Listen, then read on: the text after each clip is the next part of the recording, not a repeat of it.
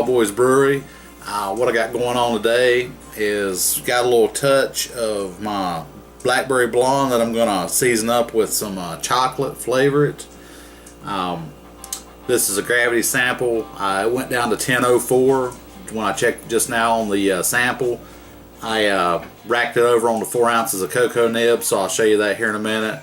Let's just get a quick summary of what this thing's like right now. Right now it's just a real nice blackberry aroma, a little bit of sweet malt in the background. And that's pretty much it. It's a very simple beer. It doesn't have a whole lot in it, so I wasn't expecting it to be super complex. That's one of the reasons I wanted to add the chocolate to it, because I think the chocolate will really shine in it.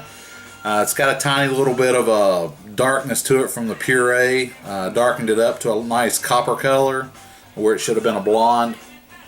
When you have it in the bucket, you'll see from the footage I'll show you here in a minute, the beer is purple. Just a real nice purple hue to it. Let's go ahead and get a taste on it. Cheers. Very nice, pleasant, kind of almost a Kool-Aid type tasting flavor from the puree. It's not as tart as I thought it was going to be. I was expecting it to be a lot more tart. Everybody I talked to that's used blackberry puree says once the fruit ferments out, it's leaves a tartness behind. Has a touch of that, but I think there's enough sweet malt built into the recipe to kind of counteract that a little bit. So it's real nice blackberry, slight bit of tartness, and then sweet malt.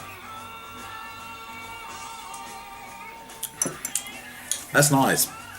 I'll show you some footage of that here in just a minute, so we'll cut to that. There is the puree. It's been sitting on forever.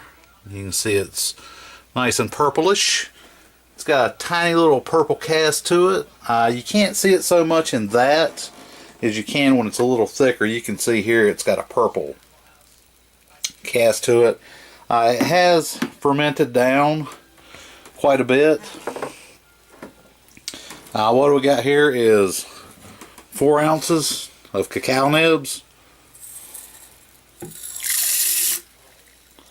And that's how you have them.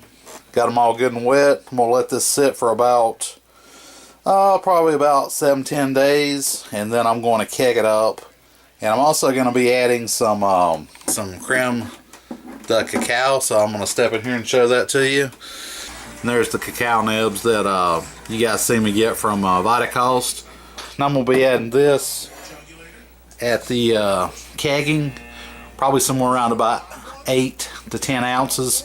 That stuff is super sweet, so that'll help add a little bit of back sweetening back to the beer, and also add some more chocolate flavor. Okay, looks like we are at 1004 is where we finished up at. Alright, you can see it in the tulip glass here. It's got a nice golden copperish purple cast to it. It's supposed to have been a blonde. Little tiny chunk of puree still in there. It's got kind of a, coming across more as a copperish color with a purple tint. Okay, welcome back. What we got going on now is going to check out Coloradoflyfisherman Travis. Got his R&R coconut IPA. Nice hiss. Got a little bit of smoke coming out of it.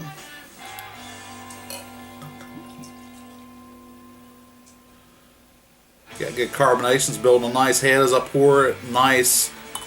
Actually, it's almost orange colored. Nice orange color. Got a nice, about a finger and a half a head, finger and a quarter a head on it. Really nice cascading bubbles coming up from the bottom. That's the appearance. Let's get a nose on it. Oh wow. The first thing I get is this nice citrusy orange and soft, like smelling tropical fruit flavors on it. A little bit of coconut in the background coming through on it. A little bit of sweet malt coming through on it. real nice floral tropical fruit hops coming through on it. Smells great. And I also have, this is mine. And mine is darker than his. He used Pilsner malt and I used two-row, so that's going to be the difference in the color, I think. And I think he also did not do the second coconut edition in the keg, so his is not as coconut forward as mine. The color on mine is more of a copperish orange color, where his is more of a just straight up orange color. The head on mine's kind of faded down. I think part of that is from where I did the coconut edition in the keg. Some of the oils is keeping it from having massive head retention. It's still got a nice little bit of head around the top of it. Shitloads of carbonation. You can see. Get the nose on mine. Mine is definitely more coconut forward. And the hops are more subdued on mine, I think, because the coconut's kind of dominating them a little bit. Very similar type of tropical fruit aroma coming through on it. We did not use the same hops. I used a different hop bill than he did, so it's not going to be exactly the same. I wasn't expecting them to be, so just kind of comparing the differences between them was the whole point of the beer trade. And of course, is to get to obviously enjoy somebody else's version of the same beer. Yeah, mine's more coconut forward, and the hops are a little more subdued on mine. And I don't get the sweet malt coming through on mine quite as much as I do on his, because I think the coconut aroma is kind of covering that up a little bit. So anyway, that's the comparisons on the nose. Let's go ahead and get a taste on it. Cheers.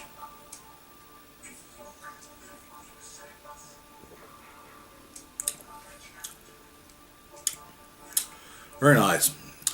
Coming across with a very similar, following the nose very well. It's got that nice orangey, it's got kind of a more of a, his hops I've noticed, because where I've been drinking mine already, I can kind of already compare them without drinking mine right now. His has got a more crisp hop profile to it, a little more hop bite.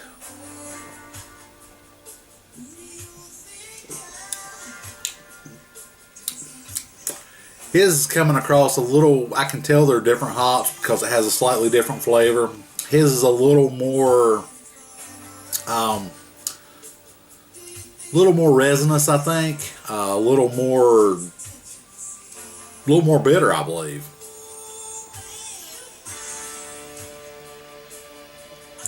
I like his. The biggest difference I can tell just without even drinking mine is the coconut. Oh, mine is a lot stronger, and it's covering up the hop profile. The hop profile is more pronounced, and you can get a better taste of the hops and stuff. So let's go ahead and try mine.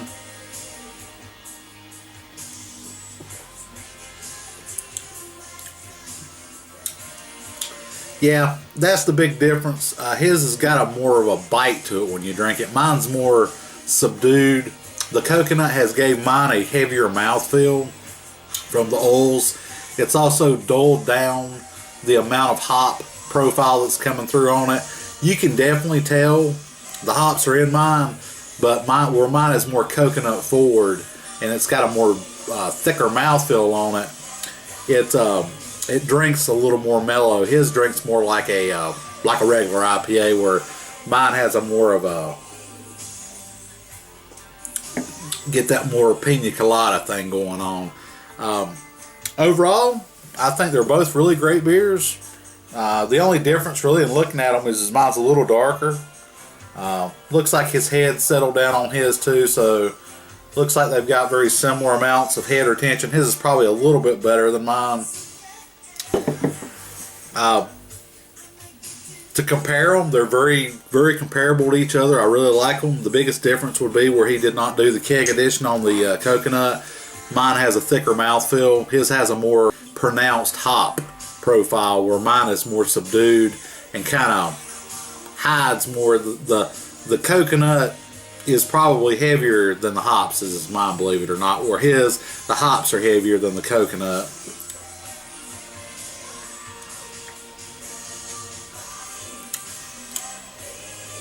Very nice. I really like his. I think if you brew it again, try doing it with the, if you like the way mine is when I send it to you, just do the kegging. The coconut edition and the keg, if you like yours the way it is already. I like them both about equally as well. It'd be tough to pick a winner. It just depends on, if you're going for heavier coconut, I like mine better. If you're going more for a traditional IPA with a coconut flavor in with the hops, I like his better. A coin toss, I like them both equally as well. Super cool getting to try yours. I appreciate you sending it out. I'll do a comparison on the Brett maybe tomorrow. Hey Travis, thanks for sending this out. This is a great beer. Liking it a lot. Nice, cool getting to try your take on the same recipe I did. If I was going to give them grades, I'd give them both A's. I think they're both A beers. I like them both a lot better than I did the Stone IPA, the Stone Coconut IPA that I tried. And if you guys are home brewers and you like the Stone IPA and you didn't think it had any coconut in it, do your own version of it. Put the coconut in the keg for the second edition if you want it coconut heavy. Leave it out if you don't. That's going to wrap it up. Hope everybody has a happy Homebrew Wednesday, and I'll see you guys next week. Cheers.